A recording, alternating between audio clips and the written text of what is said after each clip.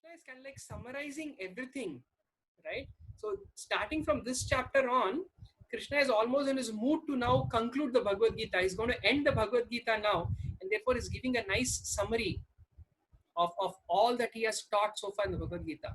And that is the speciality of this chapter, the Purushottama Yoga. If one understands just this one chapter of Bhagavad Gita, it is an all-in-one package. Everything that one needs to know from Bhagavad Gita is there in this chapter, right? So let us now revise quickly what this entire chapter says, right? And understand the essence, right? So what is it? So this chapter is called the Yoga of Supreme Person. So in the first section, what is this material world is described. What is material world? It's a mere reflection of the spiritual world. The original reality is there, but here we have created a virtual reality. This material world is a reflection, a virtual reality.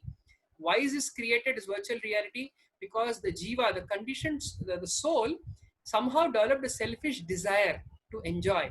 That somehow is the misuse of the free will. Because the misuse of the free will of the jiva, right? Krishna is not a dictator God, but rather he's a loving God. So he gives that free will to the jiva. And sometimes, owing to the nature of that free will, sometimes some souls, they tend to misuse that free will and express a selfish desire. And for such jivas, Krishna creates this material world. And this material world, there's a purpose, dharma, artha, kama, moksha. And this is nourished by this sattva, rajas, tamas, the three gunas. But this is such an entangling material world. The roots are going up and down, and branches are going up and down everywhere, right? So no one can ascertain the beginning and end of this material existence. So don't even bother to figure out what is the origin of this material existence of the jiva. But the right approach is, with determination, cut down this tree with the weapon of detachment.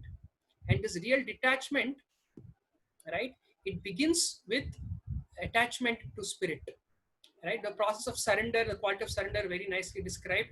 And what happens if you surrender? One enters into spiritual abode, and one never returns back to this material world. And then the nature of this jiva is described, very important, that it is an eternally separated part and parcel, which means that the jiva has its own unique identity. It's separate in identity, but it is one in purpose. It is qualitatively one in a sense of having the spiritual nature, but it is not exactly the same as the Lord, but it is different in quantity. That we understood. Then the transmigration of the soul is very nicely explained in this chapter, right? And then Krishna's supreme position, he repeats about his supreme position as the absolute maintainer of this material world. And the entire summary of Vedanta in just 3 verses, beautiful summary, that there are 2 kinds of living entities. There's a conditioned soul and there's a liberated soul. And but beyond these 2 souls, there is the Paramatma who's maintaining this entire world. And that Paramatma, that which the Vedas secretly talk about, the absolute truth, the supreme person, that is me. Krishna is emphatically stating that. And therefore, one who knows this secret, right, there knows the conclusion of the Vedic wisdom, and one person, such a person engages in devotional service. So the entire conclusion of the Vedas is knowing Krishna and consequently engaging in loving devotional service unto him. And this is the topmost secret of Vedas. So this is a very, very special chapter, right? And now, after having explained this chapter, now Krishna is going to talk further about what will it take to realize all of this in the next chapter.